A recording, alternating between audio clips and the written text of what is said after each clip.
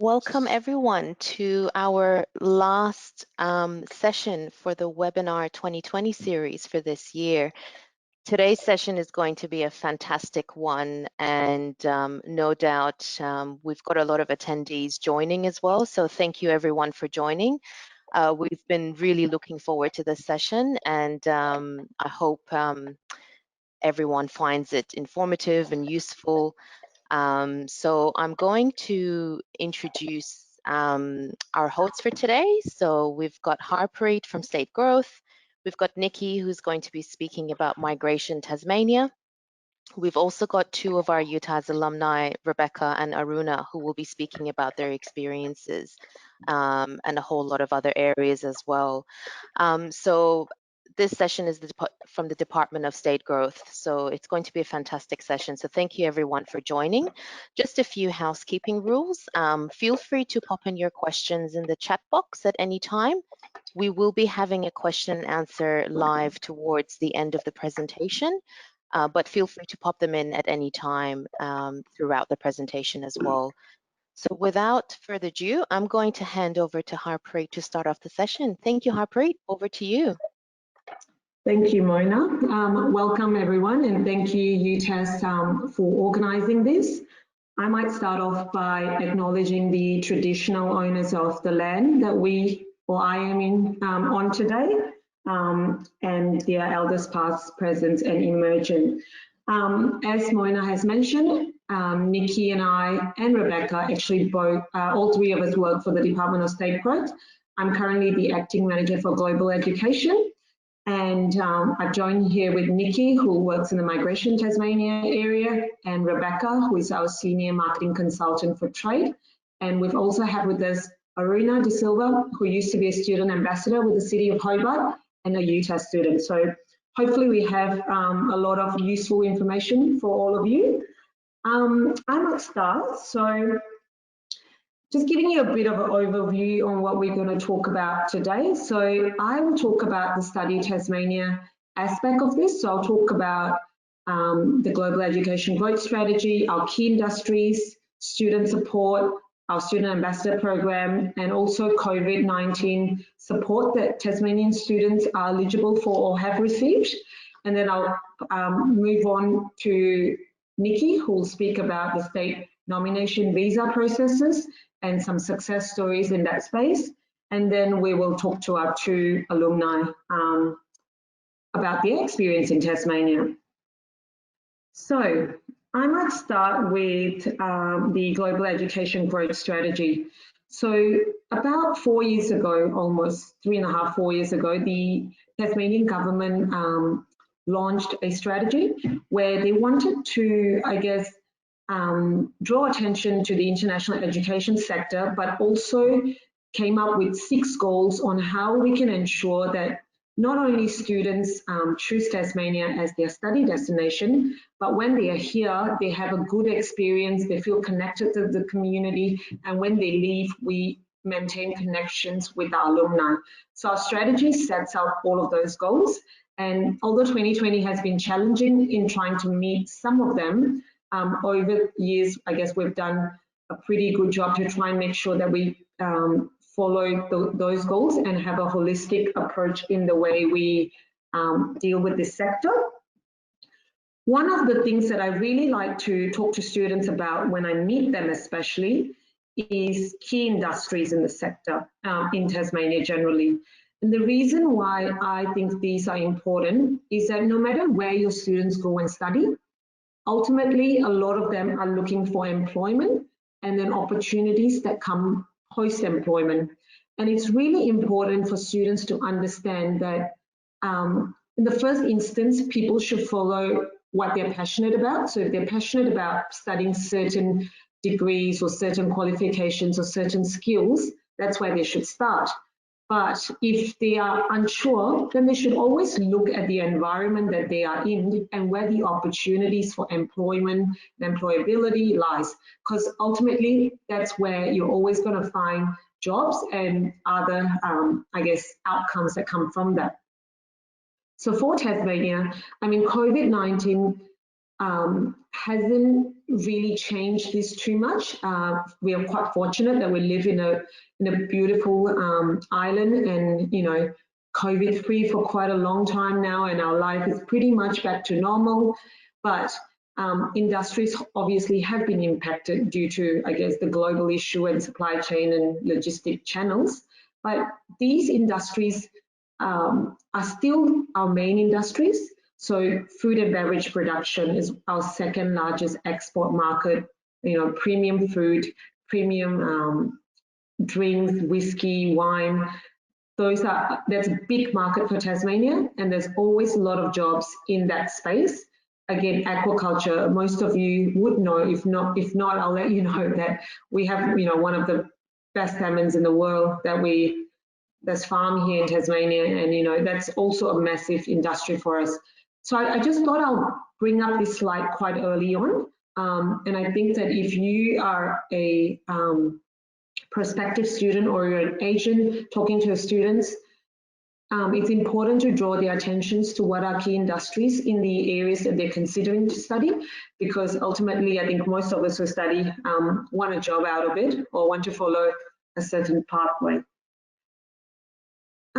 Other things that Study Tasmania also does is try to make sure that students that are studying in our state are not left out. So the university is excellent in their program, so they have a lot of career sort of advice, international student advisors and other support that they give to their students. I was a university student for a long time, so I know the supports that I used to receive when I was at university.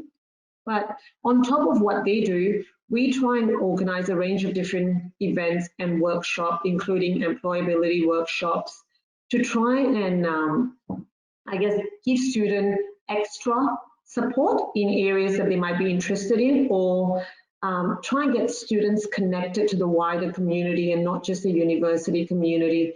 So that's where our attention is shifted a bit, to try and add on to what providers are already giving their students, just to make sure that our students get the best support possible while they're studying here. So one of the things that we did last year was launch the Student Ambassador Program. So we had 12 students around the state from the university, from TASTAVE, that worked with Hobart City Council, Launceston City Council, to participate in events that were, I guess, more community related. So they participated in Harmony Week, in citizenship ceremonies. They joined council meetings as observers, just to be more involved in the community and be part of what Tasmania is. So that's one of the, I guess, latest thing that we did last year that has been quite useful, and maybe I'll get Aruna to talk about it a bit more later when I speak to him. The other thing that I thought I'll quickly mention as well, in case some of you are in Tasmania or have students that are studying in Tasmania, is the range of, I guess, support that the Tasmanian government has provided for international students in the state. I mean, I want to say that coronavirus has been obviously a very difficult time for a lot of people, especially people in the sector. And we all also know that a lot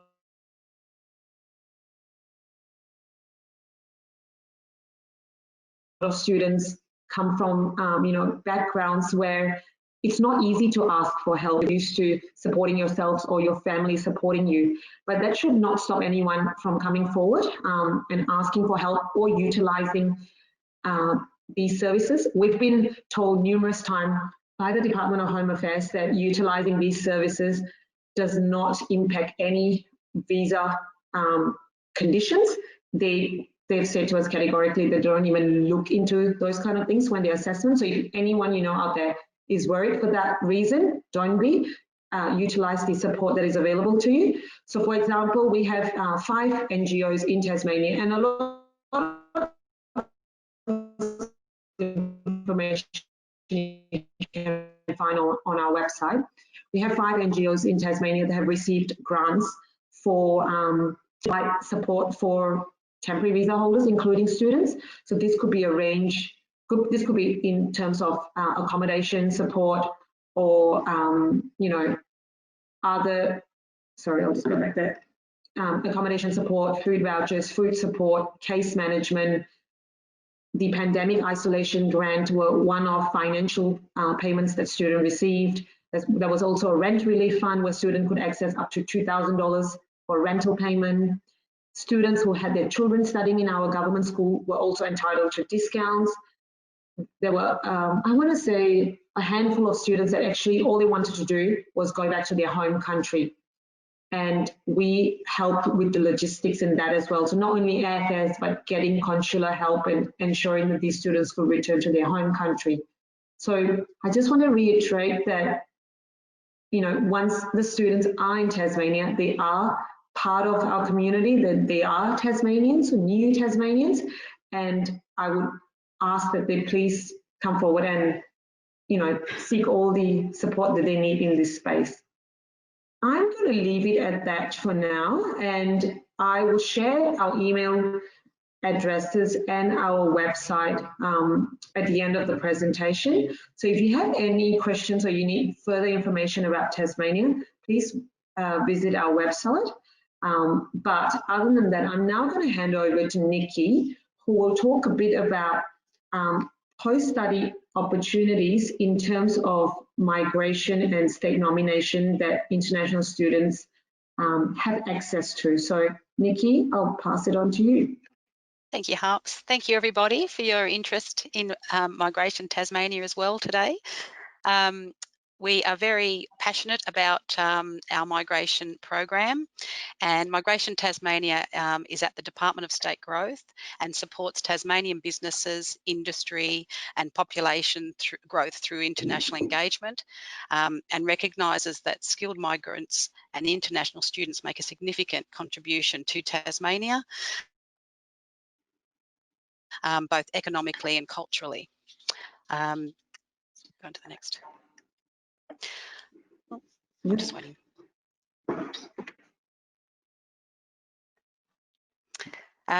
So if you happen to be a Tasmanian graduate and you've decided that Tasmania is the state for you, then we're very excited to look at, you know, the visa state nomination program. Migration Tasmania is not the Department of Home Affairs, so that's one thing to make sure we mention. The role of Migration Tasmania is to support the Tasmanian population growth strategy by nominating people who are committed to living and working in Tasmania on an ongoing basis, and at the same time filling industry skill shortage areas within the state. Every state is different, and Harpreet touched before on the key industries here in Tasmania. Visa state nomination is a three-step process.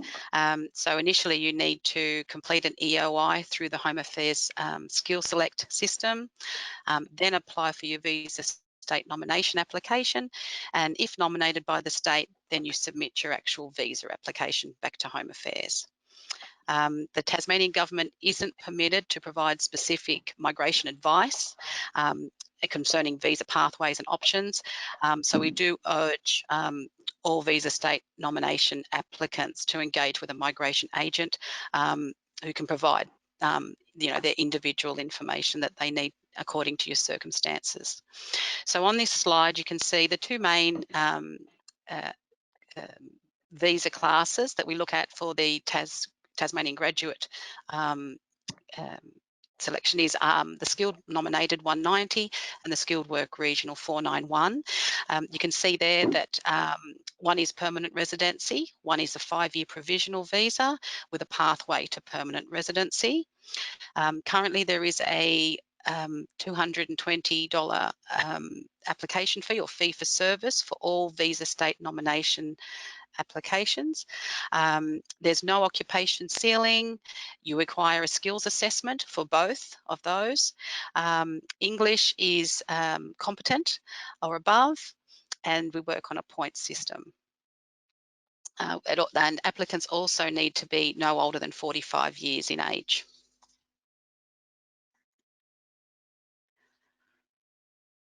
I'll just touch on the actual requirements for the Tasmanian graduate onshore applicants. To be considered for this category, I'll just read through it so that we go through step by step. You must have completed and graduated from a CRICOS registered tertiary institution in Tasmania and met the Australian study requirement by way of your studies in Tasmania. You must have lived in the state for at least 2 years during your period of study. You and your dependents must be currently living in Tasmania, and you need to provide a genuine demonstration of your ongoing intention and commitment.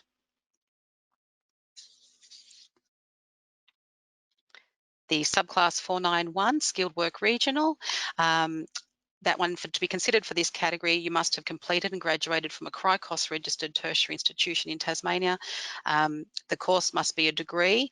I'll let you read through that. You must have studied a minimum duration of 1 academic year, that's 40 weeks. The course must be full-time and on-site in Tasmania. You must have lived in the state for at least 1 year during the period of study. You and your dependents must be currently living in Tasmania, and once again provide a genuine demonstration of your ongoing intention and commitment. Every application that we receive goes through a very highly competitive process, and it's assessed individually with a focus on the ability to address a number of criteria, such as, can we just go to the next slide, Harps, please? Thank you, Di. Such as the availability of nomination places.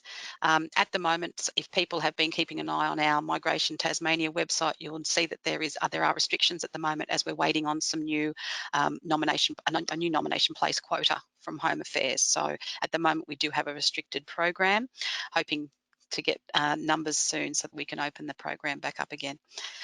The ability and demonstration of having met the minimum nomination requirements, such as the points test and the English level, the demand for particular skills and expertise, and the applicant's ability to find work in Tasmania. Once again, that's where those key industries come into play. The suitability and transferability of qualifications, skills and experience, including any specialist capabilities to meet the Tasmanian labour market. An applicant's ability and commitment to establish themselves and any dependents in Tasmania with a view for long-term prospects in the state. Genuineness and accuracy of the claims put forward. We do get some fraud or some non-genuine applications, so that is something that we do look out for and investigate, and the potential to achieve the Home Affairs income threshold. So our Harps has touched on it, but our key skill areas are health services, disability services, aged care, agriculture, aquaculture, education, building and construction, hospitality and tourism. There's a couple of websites there that you might be interested in having a look at. The Make It Tasmania website has fantastic stories in there and information about settling in Tasmania and things to look out for. Many Tasmanian graduates ask the question about the career plan and you know, what's required and how in depth it should be, those sorts of questions. Can we go to the next slide, please? Whilst current employment is not a requirement under the Tasmanian graduate category, we will, if you are working, we'd like to know that you're working and hear about that. We'd like to hear about details of your study, and your previous skills are also really important to listen to and tell us about. An experience that will enable you to settle in Tasmania. So as I said, it is a very competitive process. So we like to see your plans for what you plan to do.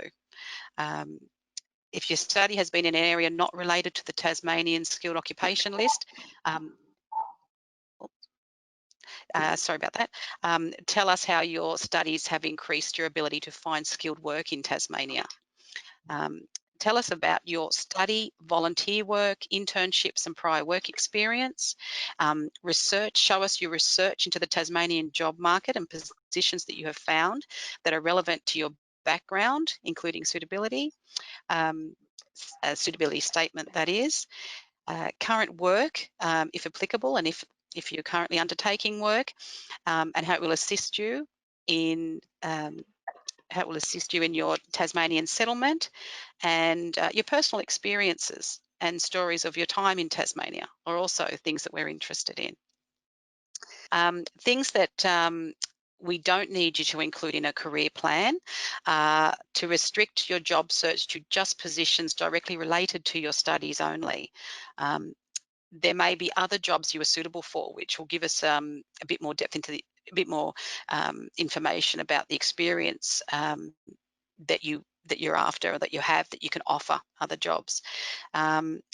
One thing we do notice is if somebody copies someone else's career plan. We see that as it's coming through, and it is noted. So please do your own career plan. Don't copy anyone else's. We want to hear from you.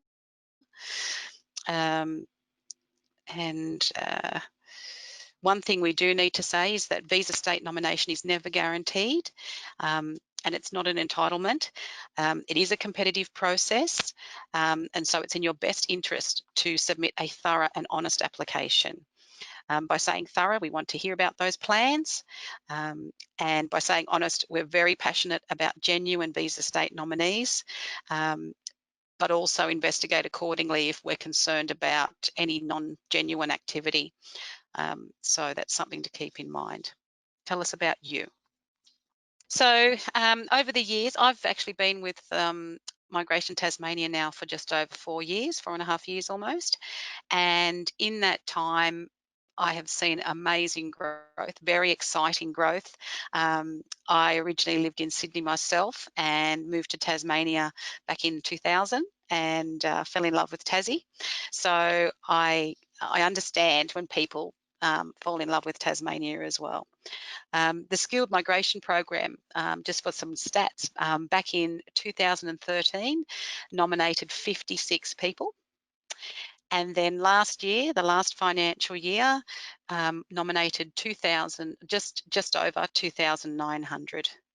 So you can see that the growth in Tasmania has been fantastic, and it's very exciting. These people here are some of our success stories, and I had the pleasure of meeting them and talking to them about their experiences.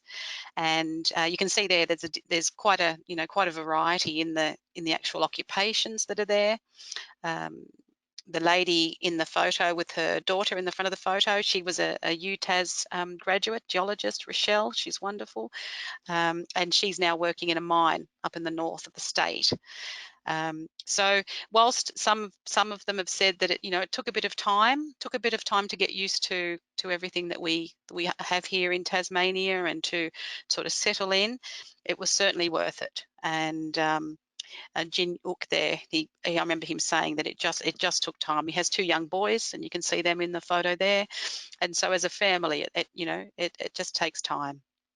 But everybody, they just love Tassie, and so that's very exciting. So yes, we'll hopefully see some more success stories shortly. And the next step, thank you. So there's some information there on our websites and our email addresses. We are usually very quick to respond to emails, and always happy to answer people's queries. So I think we may even have some questions now that we'd like to answer. Thank you, Nikki. I had a bit of a technical problem. I'm going to blame the warm weather. I might just ask Rebekah and Aruna to come on and have a chat with them on their experience being students in Tasmania. I see Aruna and I see Rebekah now. And I should probably turn my camera on as well. I might start with you, Rebekah. Thank you for joining us today. Rebekah, can you share with the audience what made you choose to come and study at the university and come to Tasmania just generally all those years ago, not too long? Okay, no worries. Well, thanks for the opportunity, Harpreet and the University of Tasmania, for having me. I'm definitely a very proud New Tasmania and a very proud UTAS alumni myself. The reason sort of behind my decision why I choose Tasmania was actually when I was back in China making the decision about my university study and also postgraduate opportunities. I was thinking about going overseas for study. And Australia is, of course, always a very preferable choice for most of Chinese international students. And among all the states in Australia, I think Tasmania is quite unique. I did have some like doubts around whether it will be really cold here in Tasmania, and I'm very happy that I made the right call to coming to Tasmania. Another reason why I have chosen UTAS is actually when you compare its ranking, well, there were quite a few global sort of ranking systems. UTAS has actually been ranked as like top 2% among the global anyway, and a lot of universities in China actually couldn't really meet that standard. So I think from a quality of choice perspective, I definitely made the right call. And when I finally landed in Tasmania, I think this is an amazing place for me to study and live. And now I'm actually having a family here. And the weather here is just beautiful. I came from Shanghai actually, and the weather here is much better than most part of southern China. So I'm quite happy I made the right call. And when I came here, because I came here in around 2013, I have to say Tasmania did offer me a lot of opportunities. I was able to actually participate in a lot of community work and some community projects, and then I was sort of starting to work as a casual staff member with the University of Tasmania. Actually, I'm working with the team putting together today's webinar for everyone. So I think that was definitely a great opportunity for me when I was an international student myself. And once I graduated, I think as an international graduate, you actually being put in a very unique position with sort of your like second language skills and also international background. So I think it actually the nature that I am actually a migrant and an international graduate actually offered me the opportunity and the advantage to sort of stood out a little bit among some local graduates in the end, because Tasmania is definitely open for opportunities. And to be able to grab those opportunities and use those opportunities, they will need a lot of international insight. So I think that actually positioned me quite uniquely. And I'm really happy I made the right call back to 2013 to Tasmania. And I think, Rebekah, we had a chat last week about the importance of networking. And I spoke about how you actually network while you were in China, and that's what led to your first job in Tasmania. So networking, I guess, globally is very important in Tasmania, but it's important generally. Can you just talk a bit about the networking element of that with your experience? Sure, not a problem. I think networking is actually a really important thing for students who sort of already in the undergraduate study, because you are in the stage to sort of build up your own professional network in a nutshell, to be able to plan your career path or career progress properly. So I sort of started very early in my university life. Actually, back in China, there is always a very popular subject called plan your career path. And back then, I had no idea what that was about. I'm glad I sort of be able to, because my personality is quite outward facing, so I do like to talk to people. So I sort of learned a lot from talking to my tutors, my lecturers, and also like program or course coordinators back in China. And they've actually helped me to firm my decision that I should go overseas and I should go to Australia for my postgraduate study. So actually talking to people, it doesn't mean you have to network with like entrepreneurs or successful business person. You can actually start small with people surround you at your university or at your high school even, because they can actually provide you or they can actually act as a mentor for you to plan your sort of professional movement properly. and you will also feel and figure out in the future this is very beneficial. And I'm definitely glad when I was back in China in my university, I sort of made a connection with the program coordinator, or they normally call it a course coordinator in Australia, and she sort of presented me with opportunity to make a connection with the UTAS International Division back in 2015, actually. So I was able to start as a casual staff member working in the team. And this actually helped me to shape sort of my career direction. I was actually coming to Australia as an accounting student, and I always thinking that I will be working for the big four companies. And I was always thinking I might go to Hong Kong or America, you know, to pursue like a real financial like career. But I ended up now working as a marketing consultant in Tasmania. So I think this kind of networking or conversations with people who are experienced can really be helpful. And it actually helped me to also firm my my plan to keep, you know, progressing in marketing and communications as my career. Yeah, and I guess I would tell everyone that I've been working with Rebekah for 3 years now, and in 3 years Rebekah is now in a managerial position with the trade team in the Department of State Growth.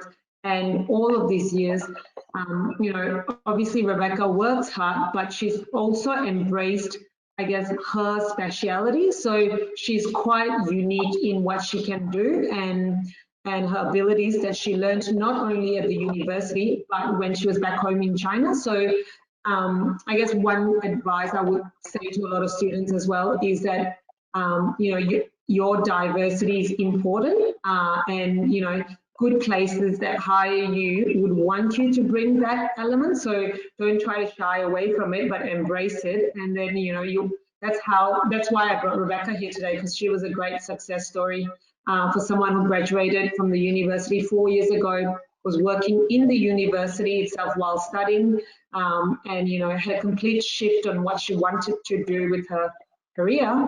And now she's here starting a family soon. So Tasmania is home, Rebekah. Yes, and I have to say now globalization is a movement anyway. So there are definitely lots of opportunities in Tasmania for our UTAS graduates, and there is also opportunities worldwide for UTAS graduates. So there's definitely a very promising movement to come down to Tasmania. Yeah, thanks, Rebekah. I might just go to Aruna quickly now. Aruna, what's really interesting about the things that you do for me, is that other than studying and networking, you do a lot of, you know, social activities and really get into what Tasmania really is. Can you speak a bit about that? Well, yes. Thank you, Harpreet. Before I moved to Australia, I did a lot of outdoor activities back in Sri Lanka, because Sri Lanka had so many natural wonders and activities to do on your free time. So I want to continue the same lifestyle when I moved to Australia.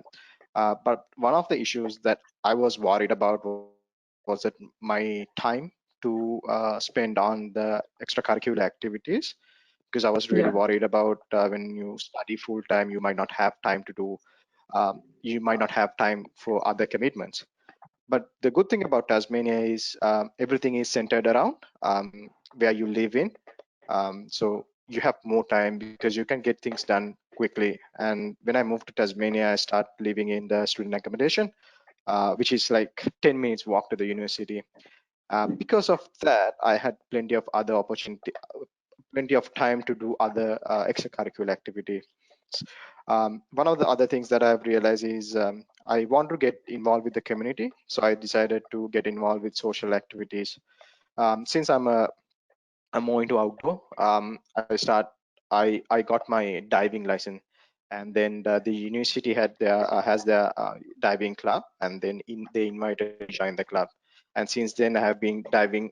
I have done about 70 dives around Tasmania for the last 1 year, which is quite interesting, which I didn't have that opportunity back in Sri Lanka. because my time was mostly committed to work and all that, so I didn't have time for that to do all these activities back in Sri Lanka. And also, the other thing is, it's not about like doing activities, but also the acceptance that you get from the society is also a big strength for you as well, because sometimes you bit worried about when you move to a different country that you might not get that acceptance in a different culture. But in Tasmania, I have seen that like the society is actually helping you out. I mean, there are opportunities, but then if you want to grow, you need support as well, especially when you are trying to do things by your own self, when you don't have your family back when you don't have your family in Australia. So it just, I think more social activities is, I would say I did it because, of course, I enjoyed it, but then also the support that I got and the recognition that I got from the society was one of the motivation for me to engage in a lot of activities. And I come from Sri Lanka, and then Sri Lanka is quite popular in cricket. We are big fans of cricket, and Tasmania is also the cricket is quite popular in Tasmania. So as soon as I moved to Tasmania, I joined the Cricket Tasmania as well to support, and then I was able to watch some of the games that I used to watch back in Sri Lanka on TV here in live as well. So which is quite enjoying. So yeah. Rebekah knows all about cricket now. She had to learn the sport, but she's quite well aware now about cricket. The other thing that I mean, I agree with you, Aruna, on the community that support. That's really, really important. And just on the topic of community, Rebekah, can you talk a bit about the support, not only from the local community, but there is quite a big Chinese community in Tasmania as well. And can you talk a bit about the type of, social activities that happens within the Chinese community, in the time that you've been here? Any events or festivals or things like that that you've been part of? Sure, not a problem. Actually, I think for most Chinese students, they would feel if I come to Tasmania, I might be surrounded by lots of English-speaking nationals, and there might be no Chinese. In terms of no Chinese, I mean there might not be any Chinese sort of festivals or cultural component or experiences that I might feel homesick or whatever. Actually, this is definitely not true. So since I've been here for 7 years, I can definitely see the Chinese community is growing a fair bit in Tasmania. Not just international students, but also new migrants have been receiving a lot of support from the communities. There is even a Chinese language school set up here, which is actually providing some weekend programs for the second generation of Chinese living or born here in Australia, to help them to still be able to speak the same home language, basically, and also to have cultural components shared and maintained in the new migrant generation. Apart from that, most of those traditional Chinese festivals are celebrated here. Tasmania is a very diverse place from a cultural point of view. It does, the Tasmanian government does support multicultural. So there's lots of cultural events, festivals, not just for Chinese, but also for a lot of other countries. For example, we also have like Greek festival here. We have Italian festival here. So I would say, as a new migrant, and especially as a Chinese migrant here in Tasmania, I don't really feel homesick. There are quite a few support I received from the Chinese community here, from the other diverse cultural group as well, and also from the Tasmanian government. I've noticed Harpreet has dropped off the line. I'm not sure whether this is my internet issue or it's an issue with the host. I think Harpreet's got connection issues, but it looks like she's back on again. Okay. Nikki, did you want to? I'm happy to. Are there any questions at all for the microphone? There are lots of questions coming through, so I'm happy to jump onto questions. If Arun and Rebekah, you're all good as well? Yes. Yeah, should be fine. Fantastic. Awesome.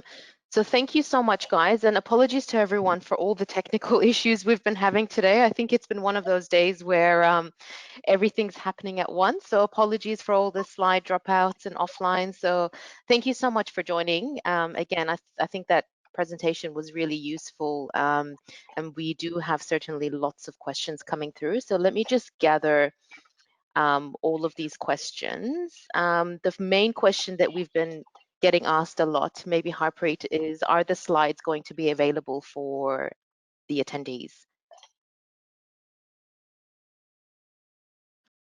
Harpreet, can you hear me? Nikki, yeah. Or Nikki? Yeah.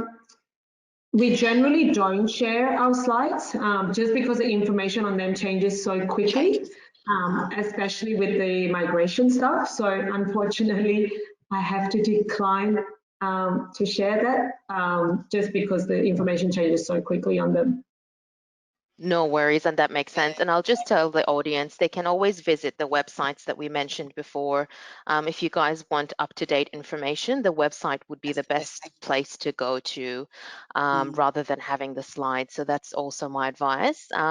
We've got another question. We've got so many random questions here and there, but basically in terms of, so Hans asked, you know, in terms of the how South Australia and Northern Territory, they have embarked on a pilot program. Are we going to, or is Tasmania having anything similar in the works in terms of bringing students back in? Yeah, so the pilot program framework is a federal government framework, and Northern Territory and South Australia, I guess, have submitted their applications, and Northern Territory will be the first one to bring students in.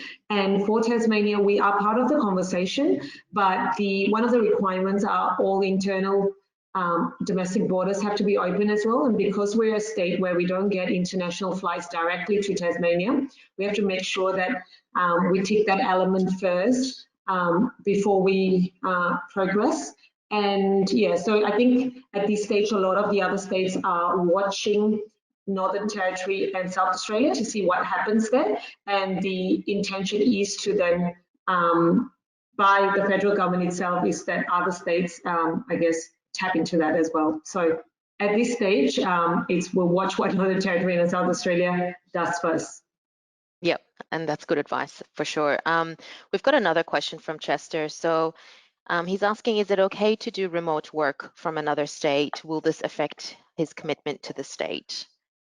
I guess in terms of nomination. It is. We do expect people to be living in Tasmania for visa state nomination. So yeah, it would depend on the circumstances involving, you know, why is he working, you know, interstate, and why isn't he working here in Tassie, that sort of thing. So until we see an application, it's hard to say yes or no on that particular. And it could be a very specialised role that he can't, you know, that maybe he can't do here in Tassie. So, but the idea is that we would expect people to be living and working here in Tasmania. Yep. And then there's another question from Suelin. How long does it usually take to get a state nomination after graduation from a course? At the moment, we have a bit of a backlog of applications. So we've gone from 2 or 3 months to closer to 6 months now. So it would depend on when the application was actually received. So we do have an update on our website as to the processing times. At the moment, we haven't because of that restricted program that we have at the moment. But when we reopen, we would hope to be able to provide people with a time again. It's just been very, very strange times due to COVID and that sort of thing. It sure has. And we've got a couple of questions around the same topic in terms of students who are unable to pretty much come on campus in February due to the border restrictions. Will the online studies be considered to fulfill the 2-year study requirement in Tasmania? There is some information on our website regarding exemptions, study exemptions at the moment, and it would depend on when the course was started. We have had lots of people that have sort of contacted us after March when the restrictions were in place, trying to, you know, sort of say, oh, I started my study in April, say, am I included? No, know. So, but those exemptions are detailed on the website. So depending on what your circumstances are, there may be an exemption for consideration there. Fantastic. I'm just looking through the questions coming through. There's a lot of questions for our recruitment team. So if anyone has any questions in regards to, admission into the University of Tasmania, feel free to send an email through your.study@utas.edu.au. There are a lot of questions in regards to admission and what sort of pathways you can go into. So we're happy to discuss all of that via email. There have been a lot of questions about recordings of today's session. So if you have registered to our session today, you'll definitely be sent a recording of today's session. I'm just looking through the questions coming through. There are lots of specific questions.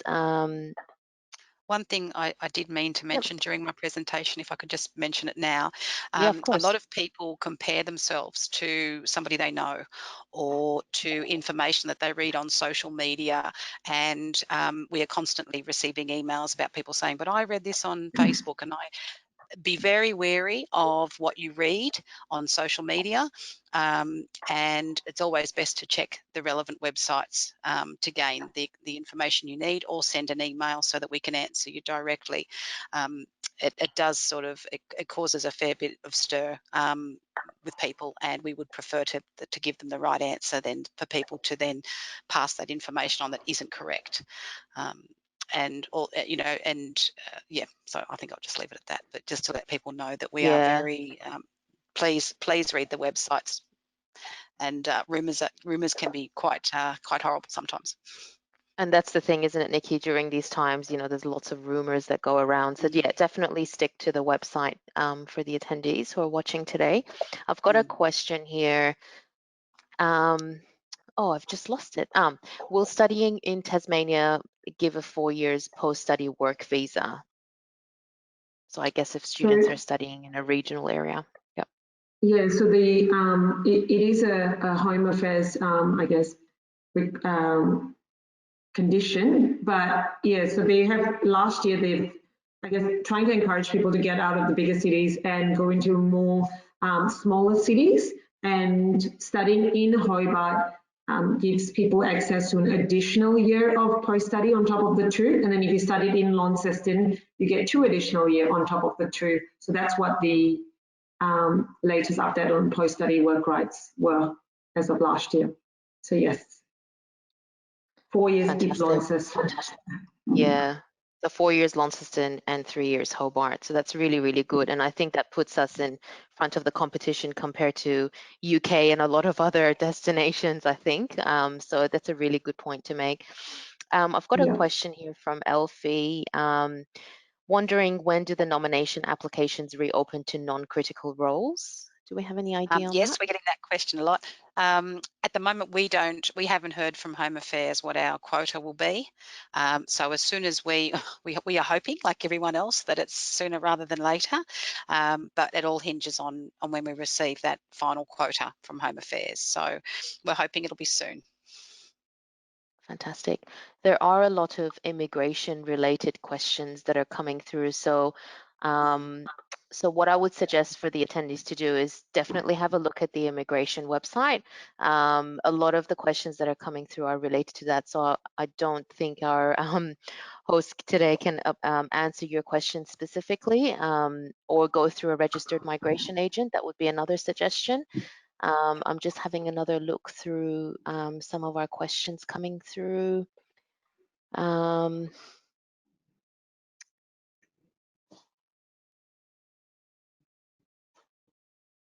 Okay. Okay, I think that's all for today. There's a lot of, immigration, migration related questions in terms of specifics coming through, and lots of admission questions for UTAS. So if no one else has any other specific questions, I might end it there. And thank you so much for you guys joining today. It was a really good session to have. It was long awaited for, and we had a really great number of attendees today. So thank you so much for joining us. Thank you so much, Nikki and Harpreet, for your time, as well as Rebekah and Aruna. Thank you guys so much. Thank you. Thanks, Thank you. Mona.